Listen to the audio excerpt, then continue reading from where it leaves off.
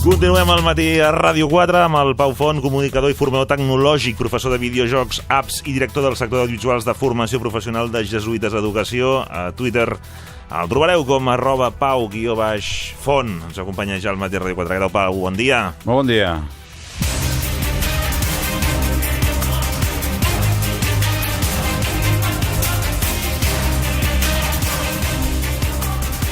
Bé, doncs, acaba de sortir publicat al mercat el nou videojoc d'Ubisoft. Ubisoft és una gran empresa que fa videojocs, perquè els que no ho conegueu. El joc es diu Far Cry 5. Far Cry 5. Algú dirà, sí, home, sí, ja ho sé quin és. Bueno, però si els que no, doncs, com és el teu cas, ho explico. Com els seus antecessors, el Far Cry 4, etc., era un títol molt esperat pels usuaris, els que ens agraden els videojocs i així, i, evidentment, aquesta vegada no ha estat excepció. De fet, aquest joc ha venut la primera setmana el doble d'unitats que el seu predecessor, el Far Cry 4. I això el converteix en el títol de venda més ràpida d'aquesta franquícia. O sigui que perquè veieu la cosa com va, actualment el 50% de les vendes d'aquest joc, el 50% ja són descàrregues digitals. O sigui, ja no són capsa, ja no vas a la botiga a comprar-lo físicament, sinó que el 50% dels usuaris ja el compra digitalment. Sí, pagues i el tens, Això va deixar el preu molt o no? No, val el mateix. Sí.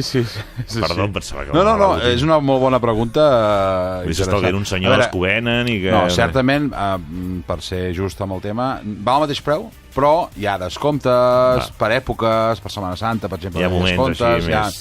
En canvi, Black Friday, per entendre. Una miqueta, sí. Molt bé, doncs jo sóc un gran fan d'aquest joc, d'aquesta saga, sí, ja fa anys que hi jugo, i bé, he jugat una estona i és un joc xulo, interessant. Us explicaré una mica, aprofitarem aquest llançament per explicar què són aquest tipus de jocs, els jocs sandbox. Sandbox, sand és sorra i box és capsa. Sí. Capsa de sorra, diguéssim, que hi ha jocs que es diuen capsa de sorra, que traduït és lleig, però es diuen així. Una capsa de sorra podríem traduir com un sorral. Sí. Un sorral del parc és un espai tancat amb uns... Vaig seguint, Sí. Sí. I us estic explicant que és un sorral, quina secció tecnològica, tu. Doncs, saps, un espai tancat en un parc dels nens, on hi ha sorra. Que hi ha les galledes i les pales... Com una bancada, com un marc de fusta que ho envolta, i la sorra no s'escapa. Això és un sorral, d'acord? Pels que no teniu nens. Doncs aquests jocs són tipus sorral. O sigui, són finits, diguéssim, acaben, però són molt grans. I tu, és com si fos un mapa. Imagineu que fos un mapa. De fet, un mapa de paper acaba. Té un final.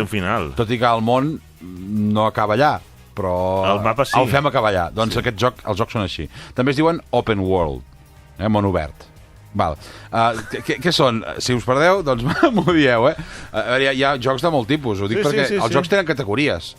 No només si són de matar o no de matar i tal, sinó de tipus de mecàniques dels jocs. N'hi ha de plataformes, que són aquests típics que veus de costat, que hi ha plataformes físicament, que el personatge va saltant d'un pis a l'altre, tipus Mario. Per exemple, el Mario és un joc que vas de costat, bueno, ara n'hi ha de 3D també, però perquè m'entengueu els de tota la vida, doncs això seria un de plataformes, no? N'hi ha de puzzles o de jeroglífics, de resoldre coses, com el Candy Crush. Candy Crush és un match 3 que es diu, però no mates allà persones amb una arma, sinó que hi ha unes... Té diferents mecàniques, no? Llavors n'hi ha en primera persona, en tercera persona, amb 2D, amb 3D, amb vista isomètrica, que és d'aquestes sí que és com ser... Bueno, n'hi ha moltíssims, Però als sandbox hi ha una gran característica, que és que tu pots fer el que vulguis. M'explicaré. O sigui, tu, en un videojoc, o en molts videojocs, t'obliguen a fer una cosa després de l'altra. Sí. És a dir... Pantalles, no? Sí, no, però pantalles. Però dins de la pantalla, diguéssim, et toca, doncs, anar a rescatar la princesa, doncs hi has d'anar. Ja està, hi has d'anar, punt. És la missió que t'han encomanat. És la missió, no pots dir, doncs, mira, en comptes d'anar a buscar la princesa, passejaré per aquí. Això no ho pots fer amb els jocs habituals. En el sandbox, o món obert, sí. De fet, el que hi ha, per exemple, pots fer, doncs, descobrir territori, o en aquest cas caçar o pescar. És un joc visualment molt realista, un món 3D, on tu portes un personatge i altres personatges, animals... Hi ha avatars i tot això, sí. No, hi ha personatges, no són jugadors reals, són del joc, però hi ha cases, camps, us explicaré, el Far Cry passa a Estats Units, en una època bastant actual, una mica ambientat en el món rural, així de granges i mig Far West, però d'ara, diguéssim. Voltant de tram, no? És una tram... No, el tram no surt, però passa teòricament a Montana, amb un poble inventat, amb un comtat inventat que es diu Hope, que Hope vol dir esperança. Que maco. En fi, quina és la història d'aquest joc? La història és que hi ha un predicador anomenat Joseph Seed que creu que ha estat l'escollit per protegir a la gent del comtat d'un col·lapse, que diu que hi ha una profecia, que hi ha un col·lapse inevitable, no? Aquesta gent que està per sobre del bé i el mal, i què ha fet? Ha establert una congregació, una espècie com de secta, que es diu la Porta de l'Edèn. Una Porta de l'Edèn. I en realitat no és molt bo aquest senyor. És bastant dolent. Ha muntat un exèrcit de mercenaris amb gent molt radical i així que té atemorida tota la població. Val? I tu, qui ets? Tu en aquest moment caus enmig d'aquest joc, pum, et deixen anar sobre el mapa i què has de fer? Aturar els dolents. Aturar l'exèrcit del predicador. Organitzar una resistència pacífica o no i acabar amb aquesta gent. El joc és això, l'argument. A partir d'aquí hi ha molts personatges que parles, que t'expliquen, que fas, passeges, descobreixes, vas amb tot tipus de vehicles, vull dir, per l'aire, per l'aigua, per terra, amb tot terrenys, amb motos, amb quads, amb barques, amb avions, amb helicòpters, amb el que vulgueu, i vas aconseguint armes, vas coneixent gent, vas fent missions i tal. Ara, quina és la diferència que us deia abans del sandbox amb els altres? Aquí jo un dia entro a jugar i puc agafar un cotxe i anar a passejar per la muntanya i descobrir terreny sense fer mal a ningú. O puc anar de caça, puc pescar, puc estar a la vora d'un riu amb una canya esperant... Això què té a veure amb el... Amb el dolent? Sí. Res. Però tu, és la teva llibertat... Exacte, és la llibertat de l'usuari, és per això que m'agrada. No entro i em diuen, si ahir vas matar el número 3, avui mates el número 4. No, ho puc fer. Ho puc fer. De fet, hi ha missió principal, de la història principal, i n'hi ha secundàries. Et trobes un senyor que et diu, perdona, escolta, ajuda'm, que jo què sé, hi ha un os, per exemple, que m'està atemorint les ovelles, el que sigui, doncs vas a matar l'os. O, escolta, mira d'aconseguir-me no sé quantes coses perquè la meva filla no sé quantos. I hi ha tot de missions que vas fent. Estic a bo. Alhora, hi ha la missió principal. A veure, la missió principal... Però no et diuen espavila, no? I que t'estàs... No. Tu marques el ritme que... Sí. I pots fer el que vulguis. Pots anar de més assassí, pots anar més tranquil, descobrint. És preciós, visualment. Són paisatges impressionants. I, per tant, vas descobrint... Sí, bastant, a mi també. L'Àngel i jo estem coincidint, que ens hi posaríem a... Mireu algun vídeo, poder jugar, poder no, si no sou jugadors, però mireu algun vídeo al Far Cry, al 5... abans va haver-hi el 4 que passava al Tíbet, que era preciós. Hi havia moments que podies anar d'una muntanya nevada i tirar-te amb una ala delta, a la vall d'un Tíbet, món real i preciós, en realitat us ho dic, no us enganyo. Escolta. I després del Far Cry 4 no va venir el 5, sinó va venir el Far Cry Primal, que passava a l'època prehistòrica. Començaves amb una caverna, amb una cova. A mi em va encantar aquest joc, perquè començaves allò, con lo opuesto, que diuen els castellans. Amb el taparrabos i anar fent. I res més. I res més. Evidentment, en aquest joc del Primal no hi havia armes de foc, tot això no existia. Eren pals, eren fletxes, eren llances i de més, no? I havies d'anar construint, hi havia diferents animals de l'època, etc. No? Per tant, són jocs que has de recollir pells d'animals, construir objectes, millorar la teva cova, la teva casa, el teu cotxe, les teves habilitats, en fi. És molt complet, Són jocs d'hores i hores i hores i hores i hores, No són jocs de jugar. Preu de sortida d'un joc en aquest cas sortit per Play 4, Xbox One i per Windows, sempre són 60 euros o així, els de sortida. D'aquí mig any valdrà 40 euros i d'aquí un any en valdrà 30 i d'aquí 2 valdrà 20. O sigui, això van així sempre tots. Val? A veure, és una obra... I es poden comprar online ara els jocs aquests, també. Com? Es poden comprar online per descàrrega. Des de la consola, qui en tingui sap que pot comprar-ne. A veure, són diners, però és una experiència que et pot donar fàcil 60 hores de joc. O sigui, la història principal, tu què pots fer? També pots fer una cosa, començar i anar tirant per la història principal fins que l'acabes. Té un final. I segurament no ho he acabat, mates el tio aquest i acabes amb aquesta gent. Però clar, a partir d'aquí et queden moltes coses que no havies fet. Missions secundàries, trobar, per exemple, hi ha una cosa de col·leccionisme, trobar diferents objectes pel mapa, escampats, en racons, que n'has de trobar 50, doncs un de 50, dos de 50, tres de 50. Això són coses que la gent es distreu. Hi ha gent que és completista, que es diu, que vols arribar al 100% del joc. I per arribar al 100% del joc has de fer, evidentment, la missió principal i totes les submissions i buscar. En fi, són molt entretinguts. No tens per què anar d'un sol plan. No és de matar. Home, sí que has de matar. És un joc que hi ha armes i mates de dolents perquè t'apareixen a qualsevol cantonada, Però vaja, són mons que t'hi pots perdre hores i hores i hores i hores i passar-t'ho la mar de bé. Som-hi, una altra cosa.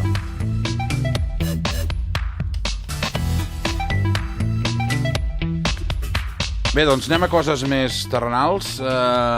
Instagram, Instagram, que molts coneixeu, actualment és la xarxa social amb més creixement d'ús que hi ha, sobretot entre la gent jove. No dic amb les fotos, amb usuaris absoluts, però la gent jove... Penjar fotos i tal. No, exacte, no està a Facebook, la gent jove no està a Facebook.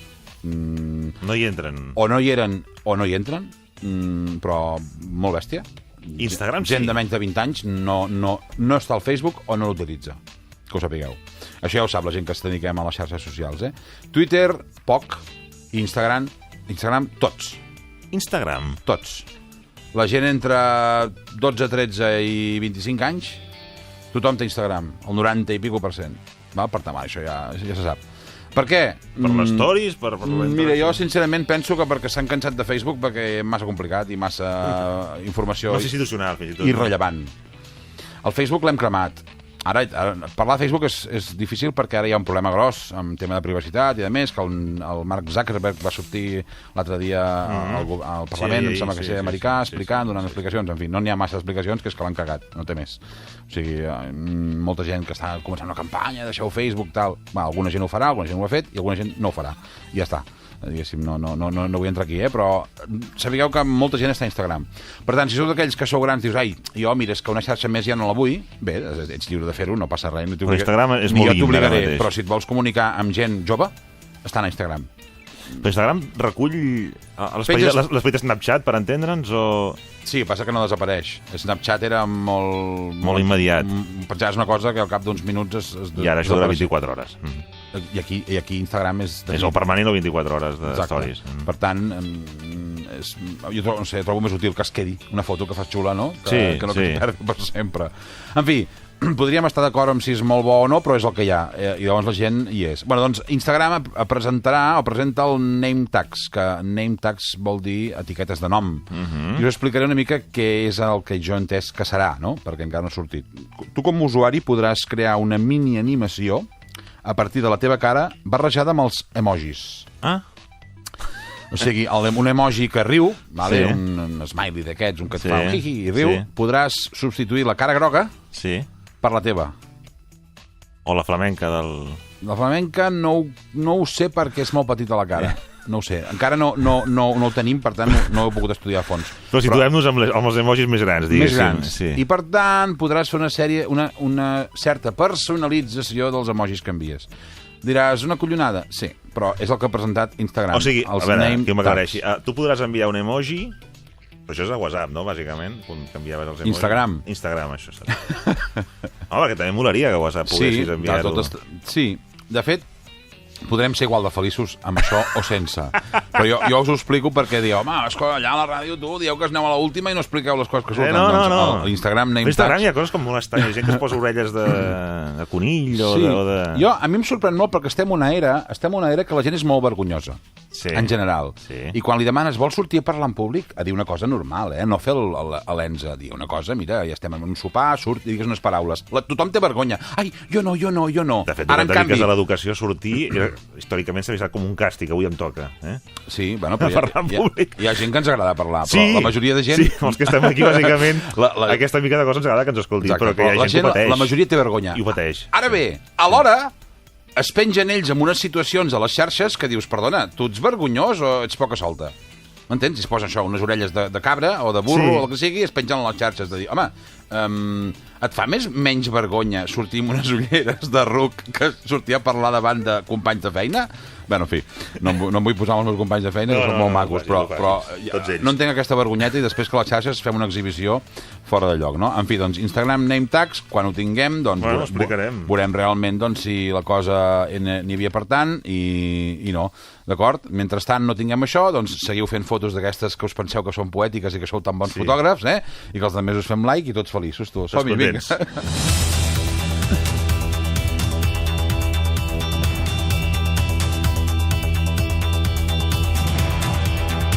Doncs cada dia es registren milers de noves patents. Patents, és allò dels patents, allò que inventa algú, un concepte, un projecte, una idea... Però la majoria no sabem quines són, perquè a menys que treballis a l'oficina de patents no te n'enteres de la majoria de coses, no? Però hi ha una moda de fa molts anys i que a mi em fa certa gràcia, que és quan anuncien que hi ha hagut filtracions sobretot de grans empreses tecnològiques com Apple o així. S'ha filtrat que Apple ha registrat tal. Llavors, jo no sé, potser és que sóc grandet i ja m'afaito, no? O sigui, si hi ha secrets, de veritat, no es revelen, ¿vale? Perquè com algú d'Apple se li escapi que no sé què, el foten al carrer. Llavors, si tu vas a un registre de patents en privacitat, ningú se n'ha d'assabentar, a menys que el patentador, aquell senyor o senyora castellà, es xivi, que suposo que també deuen tenir un control important, perquè si tu vas a... No, imagina't. Val. Llavors, què passa? S'ha dit moltes vegades notícies. És que se sap que Apple no sé què, perquè un dels enginyers d'Apple es va deixar en un bar uns papers d'una llibreta que ho posava. A veure, escolteu... Vosaltres creieu que un enginyer d'Apple o de Google o de Samsung o el que sigui anirà a fer un cafè a un bar amb els documents més secrets de la companyia del nou producte i a més se'ls deixarà allà? A veure... Inversemblant, no? Que juguem, tu, no? Però, en fi, en tot cas, a partir d'una nova filtració, d'una patent, en aquest cas de Samsung, ens revela que han registrat, atenció, Samsung ha registrat el fet de carregar dispositius mòbils a través de la paret. Xan-xan. A través de la paret? Sí. No és ben bé la paret. Han registrat una espècie de panell reflector que permetrà carregar els aparells, els dispositius mòbils, per wifi. O sigui, sense cables i sense contacte. Fins ara hi ha aparells, hi ha docks sobre taules, coses que permeten deixar els mòbils a sobre d'una plataforma i es va carregant sense cable. Però això és sense que es toqui amb res, a distància. Això, que no dic que s'estigui fabricant, dic que ho han patentat i potser surt d'aquí 2 anys, 3, 5, 10 o mai. Però si ho patenten és que estan investigant, no? I això què vol dir? Que anirem per casa, hi haurà aquest mural, panell, aparell, que anirà carregant sempre tots els aparells. Ei, això canvia el paradigma de... Ostres, és que estic quedant-me sense bateria. Una altra cosa és que potser morirem de càncer abans, perquè estarà tot ple de... Esteu connectats amb l'Àngel, Bueno, és que ja li començo a conèixer el pensament.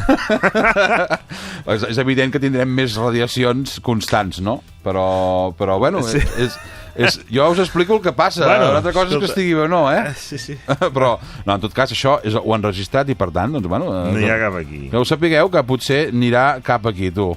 Vinga, anem a una altra coseta.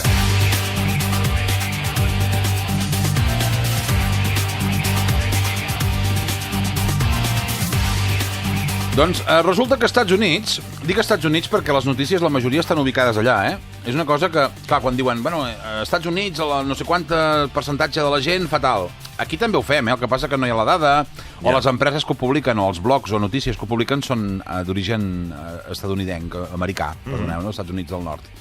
Estats Units, no? Amèrica del Nord. I aquesta n'és una més. Es calcula que als Estats Units hi ha més de 5 milions de persones entre 18 i 35 anys que viuen soles. No sé si és molt o poc, però són 5 milions de persones. És un número suficient com per pensar alguna cosa. Bueno, si més no... És un target, exacte. És un ninxo de mercat, com diuen, que és lleig de... Sí, en fi, ninxo és lleig, sí. Només si et dediques a fer làpides i coses d'aquestes. En fi, hi ha gent que viu sola no tant perquè l'hagin abandonat o d'allò, sinó perquè ha triat aquesta opció i ben respectable que és. Doncs hi ha gent que pensa que això li farà mal a aquesta persona, perquè molt d'aquesta gent que viu sola acaba, hi ha un estudi segur que ho diu, acaben dessociabilitzant-se, diguéssim. O sigui, acaben no tenint relació amb altres humans. Que dius, deixa'ls que facin el que vulgui, doncs no. Resulta que hem de fer alguna cosa. I una empresa coreana ha presentat un robot anomenat Fribo, amb B alta, pensat específicament per incentivar que aquella gent que viu sola no es desconnecti dels seus amics ni de la vida social. I ara diràs, home, però parlar amb un robot no és molt social. Bé, això és un debat ètic que ja tindrem, però podria estar d'acord amb vosaltres. Però és que no fa això el robot, no parla amb tu. Ah, no? No, el que fa en Fribo, que, alerta, aquest robot l'han presentat en una fira internacional de robòtica i humans, vull dir, no és un fake, Sí. Doncs què fa en Fribo? En Fribo està, atenció, constantment escoltant els sons que hi ha al seu voltant. Sons del que sigui, d'un microones, d'una rentadora, d'una que sigui tal. I els interpreta. A partir d'aquí, quan sent, per exemple, que estàs obrint la porta de la nevera, què fa? Parla amb un altre robot que hi ha a casa d'un altre amic teu i li diu, tipus, mira, està obrint la nevera, potser anirem a sopar, ara. I l'altre robot... Quina de fotre, perdó, I l'altre robot n'està assabentat. A partir d'aquí, els dos usuaris, els amos, saben que els robots estan parlant i si ells volen, s'hi posen també. Ah. Bé, doncs quan ho tinguem ja ho provarem. Fribo. Pau Font, moltes gràcies. A veure. Notícies i tornem.